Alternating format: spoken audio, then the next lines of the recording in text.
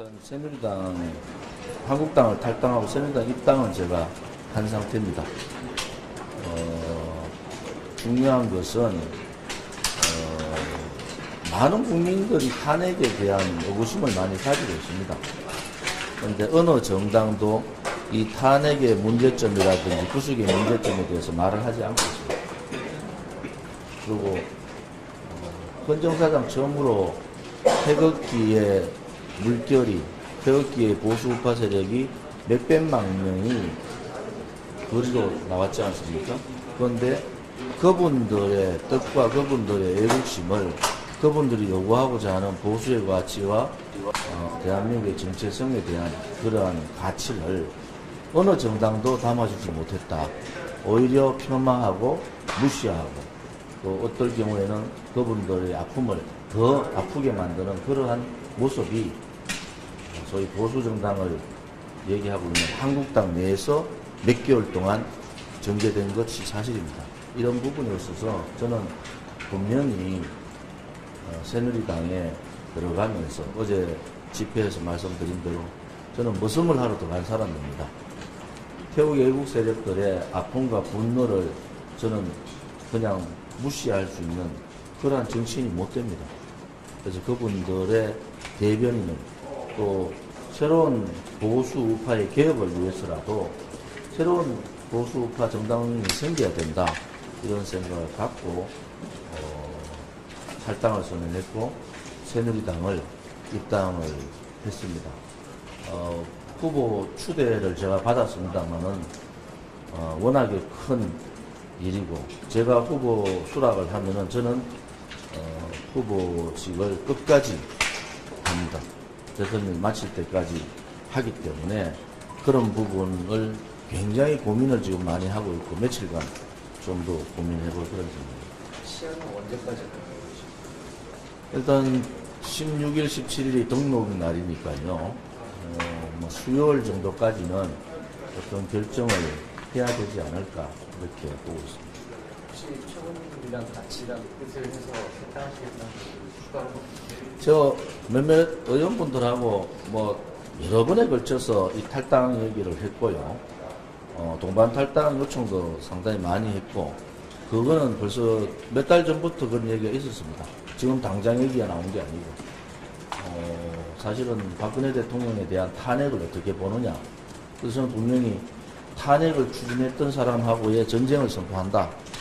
지금 박근혜 대통령이 구치소에서 검찰 수사를 거의 10시간씩 몇 번을 받고 있는데도 나온 게 아무것도 없습니다. 딱 하나 뇌물로 하려고 했던 게 정유라 말인데 그 말 소유는 삼성 겁니다. 검찰에서 지금 곤혹스러운 거예요. 일단 구치소에 구속을 시켜놨는데 나온 게 없어요. 그리고 어느 세계에서 대통령이 직접적인 돈을 한 푼도 안 받은 그 많은 걸 다지도 한 푼도 안 받은 대통령이 있었습니까? 역으로 생각하면 역대 정부의 그 많은 부정부패들이 과연 이 정부에서 있었는가요? 거기에서 탄핵을 추진한 사람들은 정말 깊게 이 문제가 어떻게 되는지. 또 하나는 제가 원내 지도부, 당 지도부에 최고위원으로 있을 때 김무성 전 대표한테 비상대책위원장 요청까지 했어요. 모든 정권을 다 주는 비상대책위원장을 해라. 그러면은 탄핵 소추만 막아라. 이렇게까지 했지 않습니까? 오늘 처음 얘기했죠. 그렇게까지 제가 하소연하고 했는데도 안 받았지 않습니까? 그리고 그 사람들의 생각은 뭐예요? 나갈 때 새누리당이 무너지고 자기들이 새로운 정당의 주주로서 후보를 내가 대통령 하겠다는 거 아닙니까? 대통령 병에 걸려가지고 간 거예요. 그 당시에 이정현 지도부가 모든 걸 내려놓고 다 정권을 다 주겠다고 제안까지 했지 않습니까? 그 결과가 지금 뭐가 됩니까? 그때 제가 뭐라고 했습니까? 이렇게 되면은 야당한테 정권을 넘겨줄 수밖에 없다. 그래서 조기 탄핵은 안 된다. 이렇게 얘기했고, 야당한테 정권을 넘겨주면 조기 탄핵을 실시했던 사람들이 책임져야 된다. 이렇게까지 얘기한 거예요. 근데 그 사람들 그거 다 무시하고 나가버렸지 않습니까? 결국은 뭐냐?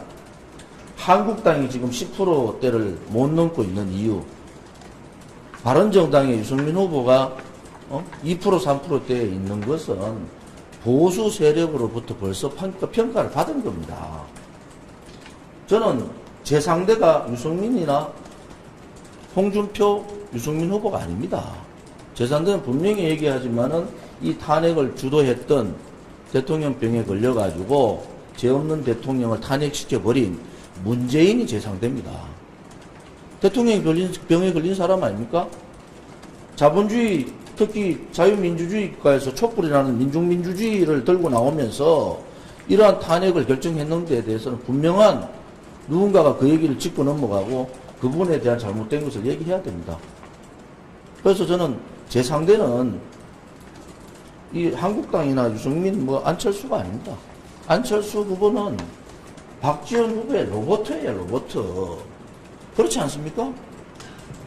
박지원 대표가 너 좀 강하게 해라 했더니 과음 지르고 강철수식 이거는요, 사실은 상식 밖의 얘기입니다. 안철수를 찍어주는 것은 박지원을 찍어주는 거랑 똑같은데 어떻게 그 얘기들이 보수의 사람들이 찍을 데가 없는 거예요. 그러니까 유승민은 아예 배신자는 안 되고 홍준표는 하는 짓거리가 마음에 안 들고 자기가 그 많은 90몇 명이 되는 자유한국당을 이끌면서 이 보수 세력 태극기절을 껴안아야 되는데 껴안지 못했지 않습니까? 두 사람은 벌써 보수 세력들 배격을 한 겁니다. 제가 우려스러운 것은 그러면은 보수도 아닌 사람, 또 대통령 탄핵을 가장 먼저 대통령 하야 안 된다 탄핵을 얘기했던 사람이 안철수 아닙니까? 이 사람이 지금 박지원 대표의 아바타 비슷하게 조정당하고 있는 이 상황을 그냥 넘어가면서 그렇게 지금 상황이 이러니까 보수 우파는 그냥 조용히 숨죽이고 있어라. 이거 말이 안 되는 소리예요. 그래서 저는 분명하게 더불어민주당 후보인 문재인 후보가 저희 상대지. 제가 이런 말씀을 드리면 저는 전략적으로 정치 전체판을 좀 보지 않습니까? 지금요, 바른정당하고 합친다. 이 합치는 것은 무엇을 의미합니까? 바른정당은 전체 보수의 10%도 설득이 안 되는 당이에요. 나머지 90%를 버리겠다는 거 아닙니까? 그것은 대권을, 소위 말해 대통령 선거를 하려는 후보의 상황이 아니에요. 무슨 방법이 있으면 빠져나갈까를 생각하고 있는 상황이지. 그래서 자유한국당이나 봄담은 당에서 더 이상 얘기는 안 하겠습니다만은 의원들이 열의가 없어요. 왜? 후보가 이 대선에 대한 관심을 가지고 가야 되는데 그게 아니라는 거 아닙니까? 그래서 제가 말씀드린 것은 유승민 후보나 홍준표 후보는 벌써 자기를 지지해주는 보수 세력에 대해서 심판을 당했다. 그래서 많이 부족하지만은 새로운 당인 이 보수 태극기 분들을 대변할 수 있는 이 새누리당으로 제가 나가는 겁니다. 저 개인적으로는 여러분 잘 아시다시피 미방위원장 제가 양보를 해서 차기 미방위원장으로 내정되는 거 아닙니까? 그럼 다 버리고 나가는 겁니다. 어떤 의원들은 저한테 용기를 주고 어떤 의원들은 저한테 만류를 요청했지만은 이 중대한 정치사에 있어서 몇백만 명이 보수가 거리로 나온 적이 한 번도 없는 이 중대한 정치사에 있어서 아무런 그 사람들을 대변할 수 있는 사람이 없다. 그것을 대변할 수 있는 정당이 없다. 이거는 불행이죠.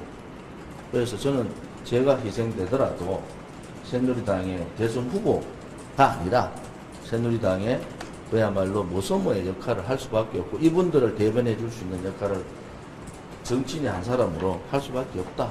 저는 그렇게 보고 있습니다.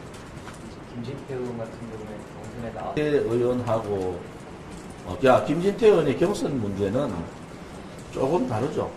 상황이 좀 다르지 않습니까? 그 경선의 여론조사가 이렇게 됐기 때문에 지금 유승민, 홍준표 국민 여론조사 누가 이깁니까? 저는 당연히 유승민 후보가 이겨요. 왜?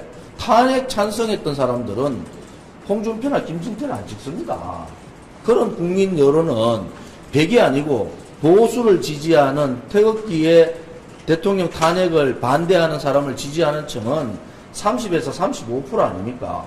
그 사람들이 아니고 65%, 70%의 사람들을 다 넣어가지고 여론조사를 한다? 그래서 유승민 후보가 아마 국민 여론으로 홍준표 후보 보고 하자. 그러면 홍준표 후보 못 받을걸요? 못 받지 않습니까? 당당하지 못하잖아요. 후보가 될 때는 국민 여론조사를 50% 넣어서 하고, 다른 당하고 후보, 그러면 통합을 하자, 합치자, 후보 연대하자, 이렇게 얘기하면은, 저는 100전 100패다. 그래서 못하는 겁니다. 그냥 그래서 자꾸 들어와라 얘기만 하는 거죠. 일단 새누리당, 한국당을 탈당하고 새누리당 입당은 제가 한 상태입니다. 중요한 것은 많은 국민들이 탄핵에 대한 의구심을 많이 가지고 있습니다. 그런데 어느 정당도 이 탄핵의 문제점이라든지 구속의 문제점에 대해서 말을 하지 않고 있습니다. 그리고 헌정사상 처음으로 태극기의 물결이, 태극기의 보수 우파 세력이 몇백만 명이 거리로 나왔지 않습니까? 그런데 그분들의 뜻과 그분들의 애국심을 그분들이 요구하고자 하는 보수의 가치와 대한민국의 정체성에 대한 그런 곤혹스러운 거예요. 일단 구치소에 구속을 시켜놨는데 나온 게 없어요. 그리고 어느 세계에서 대통령이 직접적인 돈을 한 푼도 안 받은, 그 많은 걸 다지도 한 푼도 안 받은 대통령이 있었습니까? 역으로 생각하면 역대 정부의 그 많은 부정부패들이 과연 이 정부에서 있었는가요? 거기에서 탄핵을 추진한 사람들은 정말 깊게 이 문제가 어떻게 되는지. 또 하나는 제가 원내 지도부 당 지도부에 최고위원으로 있을 때 김무성 전 대표한테 비상대책위원장 요청까지 했어요. 모든 정권을 다 주는 비상대책위원장을 해라. 그러면은 최고님이랑 같이 뜻을 해서 탈당하시겠다는 추가로 저 몇몇 의원분들하고 여러 번에 걸쳐서 이 탈당 얘기를 했고요. 동반 탈당 요청도 상당히 많이 했고, 그거는 벌써 몇 달 전부터 그런 얘기가 있었습니다.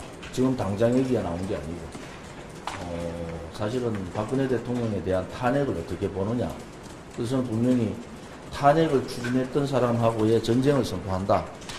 지금 박근혜 대통령이 구치소에서 검찰 수사를 거의 10시간씩 몇 번을 받고 있는데도 나온 게 아무것도 없습니다. 딱 하나 뇌물로 하려고 했던 게 정유라 말인데 그 말 소유는 삼성 겁니다. 검찰에서 지금 보수우파 정당이 생겨야 된다. 이런 생각을 갖고 탈당을 선언했고 새누리당을 입당을 했습니다. 후보 추대를 제가 받았습니다만은 워낙에 큰 일이고, 제가 후보 수락을 하면은 저는 후보직을 끝까지 합니다. 대선을 마칠 때까지 하기 때문에 그런 부분을 굉장히 고민을 지금 많이 하고 있고, 며칠간 좀 더 고민해볼 그런 생각입니다. 시간은 언제까지 일단 16일, 17일이 등록 날이니까요. 수요일 정도까지는 어떤 결정을 해야 되지 않을까 이렇게 보고 있습니다. 가치를 어느 정당도 담아주지 못했다. 오히려 폄하하고 무시하고, 또 어떨 경우에는 그분들의 아픔을 더 아프게 만드는 그러한 모습이 소위 보수 정당을 얘기하고 있는 한국당 내에서 몇 개월 동안 전개된 것이 사실입니다. 이런 부분에 있어서 저는 분명히 새누리당에 들어가면서 어제 집회에서 말씀드린 대로 저는 머슴을 하러 들어간 사람입니다. 태국 애국 세력들의 아픔과 분노를 저는 그냥 무시할 수 있는 그러한 정치인이 못 됩니다. 그래서 그분들의 대변인을, 또 새로운 보수 우파의 개혁을 위해서라도 새로운